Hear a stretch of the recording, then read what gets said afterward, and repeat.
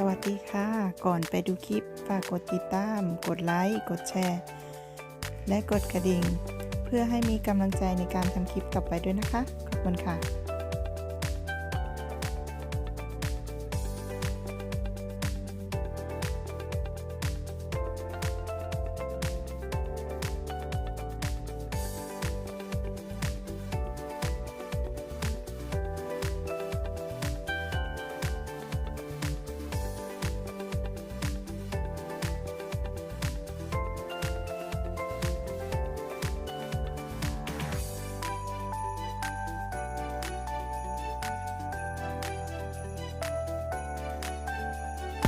ทุกป้ายที่มีเจ้าหน้าที่จราจร